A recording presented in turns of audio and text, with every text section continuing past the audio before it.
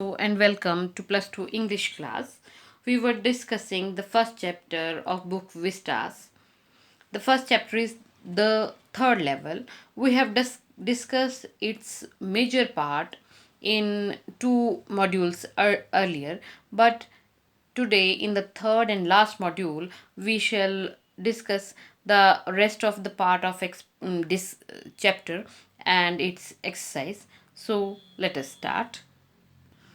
अभी तक हमने पढ़ा कि किस तरह से चार्ली जो प्रोटैगनिस्ट है, मेजर कैरेक्टर है इस चैप्टर का, वो ग्रैंड सेंट्रल स्टेशन के, जिसमें सिर्फ 2 ही लेवल हैं एक्चुअल में, वो उसके थर्ड लेवल पर जा पहुंचता है और थर्ड लेवल पर जा कर के उसको ऐसा लगता है कि वो 1890s के समय में पहुंच गया है, क्योंकि वहाँ पर लोगों के कपड़े पहनने का स्टाइल या उस लेवल की जो अपीयरेंस है वो सब उसको पुराने टाइम की याद दिलाती है। और वो चाहता है कि वहाँ से वो सस्ते में उसे टिकट्स मिल जाएंगे गिल्सबर्ग के लिए, अपने लिए और अपनी पत्नी के लिए। तो वो चाहता है कि वो टिकट खरीदे। टिकट खरीदने के लिए जब वो चाहता है तो टिकट काउंटर पर जो आदमी है वो उसके नोट्स को, बिल्स को एक्सेप्ट नहीं करता है, क्योंकि वो नए स्टाइल के नोट हैं। अब वो तय करता है चार्ली कि वो जाएगा और पुराने स्टाइल के नोट्स लेगा और फिर आएगा थर्ड लेवल पर टिकट खरीदने के लिए। इसीलिए वो अपनी सारी की सारी जमा पूंजी खर्च कर देता है ओल्ड स्टाइल करेंसी लेने के लिए, और फिर शुरू हो जाता है फिर से थर्ड लेवल को ढूंढना। लेकिन अब थर्ड लेवल उसे कहीं नहीं मिलता। कुछ समय के लिए तो उसकी पत्नी लुइसा भी उसकी मदद करती है थर्ड लेवल को ढूंढने के लिए, लेकिन जब उसको क्लियर हो जाता है कि थर्ड लेवल शायद उन्हें कभी भी नहीं मिलेगा, तो वो चार्ली को समझाती है कि उसे थर्ड लेवल ढूंढना छोड़ देना चाहिए। लेकिन एक शाम जब चार्ली बैठा है अपने फर्स्ट डे कवर्स देख रहा है, तो उसको ऐसी कुछ चीज़ मिलती है जो फिर से उसकी सोच को बदलती है या उसके काम करने के तरीके को बदल देती है। चलिए शुरू करते हैं। दैट नाइट, उस रात, among my oldest first day covers, मेरे जो सबसे पुराने फर्स्ट डे कवर्स थे, I found one that shouldn't have been there. मुझे एक ऐसा फर्स्ट डे कवर मिला जो वहाँ नहीं होना चाहिए था, बट देयर इट वॉज, लेकिन वहाँ वो था। It was there because someone had mailed it to my grandfather at his home in Galesburg. कहते वो एनवलप, वो फर्स्ट डे कवर वहाँ था क्योंकि किसी ने मेरे दादाजी को वो डाक में डाल करके भेजा था उनके गेल्सबर्ग वाले घर में। That's what the address on the envelope said. क्योंकि उस एनवलप के ऊपर जो एड्रेस था वो तो यही बताता था। And it had been there since July 18, 1894. कहते और ये जो लिफाफा है, ये जो फर्स्ट डे कवर है, वो उस कलेक्शन में, उस संग्रह में था 18 जुलाई 1894 से लेकर के अब तक। The post mark showed that. क्यों? क्योंकि पोस्ट मार्क जो था, वो जो पोस्ट ऑफिस में जो स्टैंप लगी थी, वो तो यही बताती थी। Yet I didn't remember it at all. कहते लेकिन फिर भी मुझे इस फर्स्ट डे कवर की तो बिल्कुल भी याद नहीं थी। The stamp was a 6 cent dull brown with a picture of President Garfield. कहते वो जो स्टैम्प थी, वो जो टिकट थी, वो 6 पैसे की टिकट थी, डल ब्राउन, हल्के भूरे रंग की थी, और जिसमें राष्ट्रपति गैरफील्ड की तस्वीर लगी हुई थी। नेचुरली, स्वाभाविक तौर पर, when the envelope came to granddad in the mail, जब वो एनवलप मेरे दादाजी के पास आया होगा डाक से, it went right into his collection and stayed there। तो नेचुरल है कि वो जो एनवलप था वो सीधे उन्होंने अपने फर्स्ट डे कवर्स की कलेक्शन में, संग्रह में रख दिया होगा, और वो वहीं रहा till I took it out and opened it। तब तक जब तक मैंने उस एनवलप को निकाला नहीं और खोल के नहीं देखा। ये बड़ी विचित्र बात है। ये चार्ली को भी पता है कि फर्स्ट डे कवर्स में खाली स्लिप्स होती हैं, लेकिन उसने वो लिफाफा क्यों खोला है? The paper inside wasn't blank. कहते उसके अंदर जो पेपर था, जो कागज था, वो ब्लैंक नहीं था, खाली नहीं था। इट रेड, इसमें लिखा हुआ था। सबसे पहले चार्ली के दादाजी का गेल्सबर्ग वाला एड्रेस लिखा है इस साइड, दाएं हाथ वाली साइड, और वो चिट्ठी गई चार्ली के दादाजी को है, लेकिन संबोधित किसको कर रहा है चिट्ठी लिखने वाला? चार्ली को। Charlie, I got to wishing that you were right. कहते मैं सोचता था, मैं चाहता था ये कि तुम वाकई में सही हो। Then I got to believe you were right, और तब मुझे यकीन हो गया कि वाकई में तुम सही थे। I found the third level, I have been here 2 weeks। कहते मुझे तीसरा लेवल मिल गया है और मुझे यहाँ आए हुए 2 हफ्ते हो गए हैं। एंड राइट नाउ अभी down the street at the dailies someone is playing piano. कहते और गली के निचले वाली साइड डेलीज के घर में कोई पियानो बजा रहा है। And they are all out on the front porch. Porch होता है कवर्ड एंट्रेंस किसी भी घर के लिए, यानी कि जो प्रवेश करने वाले दरवाजे से पहले जो छत वाला हिस्सा होता है आगे के लिए बढ़ा हुआ, उसको पोर्च कहते हैं। सिंगिंग सिंग नेली होम, ये गाने के बोल हैं। कहते और वहाँ पर बाकी सब लोग भी बैठे हुए हैं पोर्च में और सब ये गाना गा रहे हैं। कौन सा? Sing Nelly home. And I am invited over for lemonade. Lemonade lemon से बना हुआ है, लेमन का, नींबू का स्वीटेंड डाइल्यूटेड जूस जो होता है, यानी कि नींबू पानी जिसको हम कहते हैं मीठे वाला, उसको लेमनेड कहते हैं हिंदी में, इंग्लिश में सॉरी। कहते और मुझे भी लेमनेड के लिए वहाँ इनवाइट किया गया है, यानी कि छोटी मोटी पार्टी के लिए मुझे इनवाइट किया गया है। Come on back Charlie and Louisa. कहते चार्ली और लुइसा तुम भी वापस आ जाओ। Keep looking till you find the third level. कहते ढूंढते रहो तुम जब तक तुम्हें थर्ड लेवल नहीं मिल जाता है। इट्स वर्थ, वर्थ होता है लायक होना, डिजर्व करना। इट, बिलीव मी, कहते मेरी बात का यकीन करो, ये जगह ढूंढने के लायक है। The note is signed Sam, और नोट के नीचे, उस चिट्ठी के नीचे किसके साइन हैं? सैम के। और ये सैम कौन है? ये है वो जो मनोरोग चिकित्सक है जो ट्रीटमेंट कर रहा था चार्ली की, जिससे सलाह लेने के लिए चार्ली जाता था, उसके साइन है। अब ये बड़ी अजीब बात है, हमेशा ही फर्स्ट डे कवर जो है वो उसके अंदर जो स्लिप होती है वो खाली होती है, लेकिन यहाँ पर वो क्या कहता है चार्ली कि उसे एक फर्स्ट डे कवर मिला है जिसके अंदर लिखी हुई स्लिप है, जिसमें सैम जो गायब हो गया है उसका दोस्त, उसकी चिट्ठी है वो। यानी कि ऐसा कुछ भी नहीं है फर्स्ट डे कवर में, कोई चार्ली के लिए कोई ख़त नहीं है, कुछ नहीं है, लेकिन वो अपनी पत्नी लुइसा को इस बात के लिए कन्विंस करने के लिए कि उन्हें थर्ड लेवल ढूंढना ही चाहिए, वो जानबूझ करके खुद ही ये सब रच रहा है और उसी ने फर्स्ट डे कवर में मोस्ट प्रोबेबली ये चिट्ठी डाली है। At the stamp and coin store I go to. कहते स्टैम्प के, टिकट के और कॉइन, सिक्कों के स्टोर पर, दुकान पर जहाँ भी मैं गया, I found out that Sam bought $800 worth of old style currency. मुझे वहाँ पता चला कि सैम ने भी पुराने स्टाइल की करेंसी के, मुद्रा के $800 खरीदे हैं। That ought to set him up in nice little hay होता है सूखा घास, फीड एंड ग्रेन बिजनेस। कहते इतने पैसे काफ़ी थे सूखे घास, फीड और ग्रेन, अनाज के बिजनेस के लिए। ही always said that's what he really wished he could do. कहते सैम हमेशा कहा करता था कि वाकई में वो यही काम करना चाहता था, गलती से ही डॉक्टर बन गया है।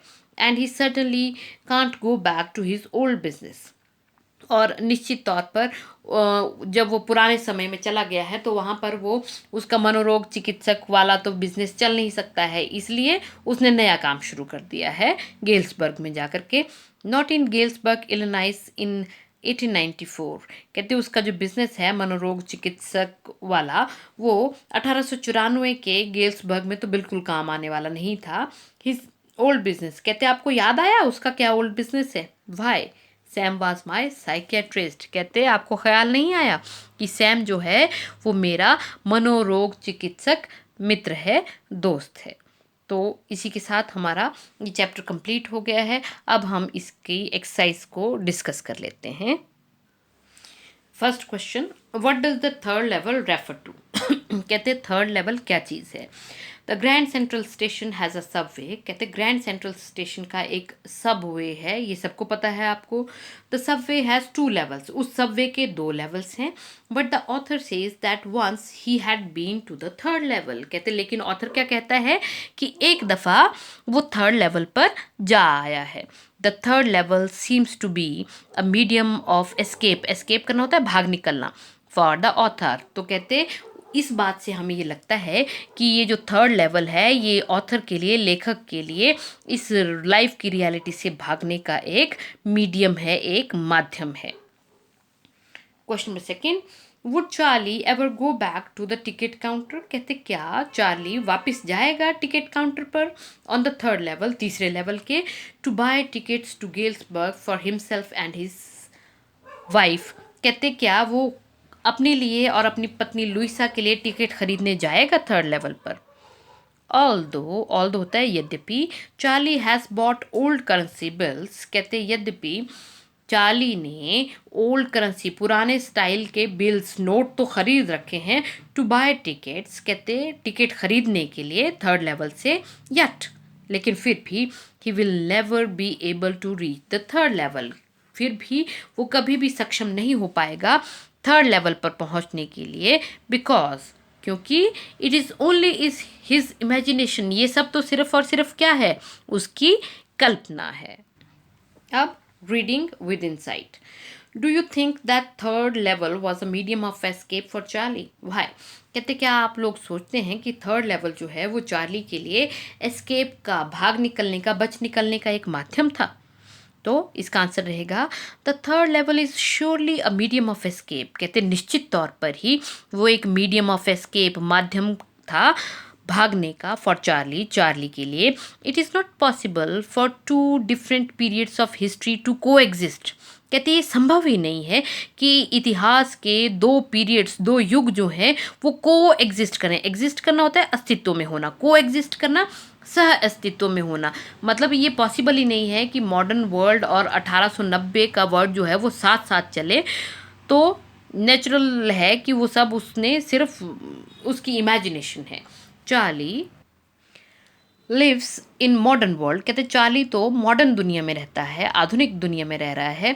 Once he takes the subway of Grand Central Station, कहते ये तो आप सबको पता है कि एक दफ़ा वो सबवे लेता है ग्रैंड सेंट्रल स्टेशन का, टू रीच हिज अपार्टमेंट, अपने अपार्टमेंट पहुंचने के लिए. ही सेज, वो कहता है, दैट थ्रू अ टनल, कि एक सुरंग से होते हुए, ही रीचेज द 3rd लेवल, वो कहाँ पहुंच जाता है, तीसरे लेवल पर. There were fewer ticket windows, वहाँ पर क्या था, थोड़ी कम टिकट विंडोज थी. And the light was dim and flickering, और रोशनी कैसी थी, मध्यम थी और फ्लिकरिंग, फड़फड़ाने वाली थी. People there dressed up in 1890s style, और लोग भी कैसे थे, उन्होंने कपड़े पहन रखे थे 1890 के स्टाइल के. मैन हैड फैंसी माउस्टेचेस, ये तो आपने पढ़ा था उस चैप्टर में भी कि आदमियों की मूंछें जो थी वो बड़ी फैंसी थी. He is surprise to see all these strange things, कहते चार्ली जो है वो सरप्राइज हो जाता है, हैरान हो जाता है इन सारी अजीब चीज़ों को देख करके. But when he looks at the stack हुआ ढेर, लेकिन जब वो देखता है काहे पर, stack of newspapers, वहाँ पर जो न्यूज़पेपर्स का ढेर लगा है उसकी तरफ देखता है. then he comes to know, तब उसे पता चलता है that he has reached in 1890s, कि वो कहाँ जा पहुँचा है, 1890 में जा पहुँचा है. he tries to reach the 3rd level but could never reach there again. फिर क्या होता है, वो कोशिश करता है कि वो 3rd लेवल पर जा कर के पहुँचे, लेकिन could never reach, लेकिन कभी भी नहीं पहुँच पाया दोबारा वहाँ नहीं पहुँच पाया. Because it is all his imagination, क्योंकि ये सब सिर्फ और सिर्फ उसकी क्या है, इमेजिनेशन है, कल्पना है. Then he weaves the story of Sam's letter, फिर क्या हुआ, वो सैम की चिट्ठी वाली कहानी बुनता है. बट हियर टू, कहते लेकिन यहाँ पर भी, इट कैन बी सेड, ये कहा जा सकता है, that this letter story can not be true, कि ये जो चिट्ठी वाली कहानी है ये सच नहीं हो सकती है. Charlie is only trying to escape through the 3rd level, कहते चार्ली सिर्फ कोशिश कर रहा है तीसरे लेवल से एस्केप करने की, भाग निकलने की. What do you infer from Sam's letter to Charlie, कहते सैम की जो चिट्ठी है चार्ली के लिए, इससे आप क्या इन्फर करते हैं, क्या अर्थ निकालते हैं, क्या निष्कर्ष निकालते हैं। Sam's letter was a first day cover, कहते सैम की जो चिट्ठी है वो एक फर्स्ट डे कवर है, but it had a letter, लेकिन उस फर्स्ट डे कवर में क्या है, एक चिट्ठी है। मोर ओवर, और इसके अलावा the letter was address to Charlie's grandfather, इसके अलावा क्या है कि वो चिट्ठी जो है वो चार्ली के दादाजी के एड्रेस पर भेजी है। And Charlie did not notice this letter earlier, और इससे पहले चार्ली ने कभी भी इस लेटर को अर्लियर नोटिस नहीं किया है, चार्ली का ध्यान कभी भी इस लेटर की तरफ नहीं गया है। ऑल दीज फैक्ट्स, ये सारे के सारे तथ्य जो है मेक इट क्लियर कर देते हैं that this letter is fake, कि ये लेटर जो है वो फेक है, झूठा है। And it can not be real, और ये लेटर जो है वो रियल, वास्तविक नहीं हो सकता है। Question number third, the modern world is full of insecurity, fear, war, worry and stress, कहते हैं ये आधुनिक दुनिया भरी हुई है असुरक्षा से, डर से, युद्ध से, चिंता से और स्ट्रेस से, तनाव से। व्हाट आर द वेज, वो कौन कौन से तरीके हैं in which we try to overcome them, जिनसे हम कोशिश करते हैं इन सारी चीज़ों से बाहर निकलने की या बच निकलने की। This statement is true about the modern world, कहते ये स्टेटमेंट वाकई में सच है इस आधुनिक दुनिया के बारे में। People try to escape from this stress, लोग इस स्ट्रेस से, तनाव से भागना चाहते हैं, एस्केप करना चाहते हैं। एंड और अडॉप्ट, अपनाते हैं मैनी डिफरेंट एस्केप्स, अलग अलग बच निकलने के तरीके अपनाते हैं। सम पेंट, कुछ लोग क्या करते हैं, पेंटिंग करते हैं, कॉमा गो ऑन एडवेंचर्स पे जाते हैं, साहसिक ट्रिप्स पर जाते हैं। कलेक्ट स्टैम्प्स इकट्ठी करते हैं, एंड कॉइन्स, और सिक्के इकट्ठे करते हैं। Sometimes a few start taking even drugs, और कुछ लोग जो कमज़ोर विल पावर के लोग होते हैं वो क्या शुरू कर देते हैं, ड्रग्स लेना शुरू कर देते हैं, नशीली दवाइयाँ लेना शुरू कर देते हैं। क्वेश्चन नंबर फोर्थ, ये इंपॉर्टेंट क्वेश्चन है, ऐसे टाइप ये दोनों ही, जो पहले एक हमने डिस्कस किया और जो अब हम डिस्कस करने जा रहे हैं एग्जामिनेशन पॉइंट ऑफ व्यू से, दोनों ही इंपॉर्टेंट हैं। Do you see an intersection of time and space in the story, कहते क्या इस कहानी में आप इंटरसेक्शन ऑफ टाइम और स्पेस देख रहे हैं बार बार। अनडाउटेडली, कहते निस्संदेह ही, देयर इज कंटिन्यूअस, कहते अनडाउटेडली निस्संदेह ही यहाँ पर continuous intersection of time and space है, लगातार समय और स्पेस जो है, जगह जो है, कहानी में एक दूसरे को इंटरसेक्ट करते हैं, काटते हैं। चार्ली द प्रोटैगनिस्ट शायद आप लोगों के लिए नया शब्द होता है। प्रोटैगनिस्ट का अर्थ होता है किसी भी कहानी का मुख्य किरदार, कहते चार्ली जो मुख्य किरदार है इस कहानी का, of the story, lives in the modern world, वो रहता है आधुनिक दुनिया में, but keeps on moving between the two different worlds, लेकिन वो क्या करता रहता है, दो अलग अलग दुनिया में घूमता रहता है। कि इमेजिन्स, वो कल्पना करता है, that he once reach the third level of the Grand Central Station, वो क्या कल्पना करता है कि एक दफ़ा वो ग्रैंड सेंट्रल स्टेशन के तीसरे लेवल पर जा पहुंचा है। ऑन द थर्ड लेवल, तीसरे लेवल पर, ही नोटिस, वो नोटिस करता है स्ट्रेंज थिंग्स, अजीब चीज़ों को। People were dressed in 1890 style, कहते लोगों ने कैसे कपड़े पहन रखे थे, 1890s के स्टाइल के कपड़े पहन रखे थे। There were fewer ticket windows, वहाँ पर थोड़ी कम टिकट विंडोज़ थी। And light was dim and flickering, ये हम पहले भी डिस्कस कर चुके, लाइट डिम थी, फ्लिकरिंग थी। He then buys old style currency bills to buy tickets from the third level. फिर उसके बाद वो क्या करता है, थर्ड लेवल से टिकट खरीदने के लिए वो पुराने स्टाइल की करेंसी खरीदता है। But he could not reach there again, लेकिन वो थर्ड लेवल पर दोबारा कभी भी पहुंच नहीं पाया। Then he weaves the story of about Sam's letter, फिर वो सैम की चिट्ठी की कहानी बुन लेता है।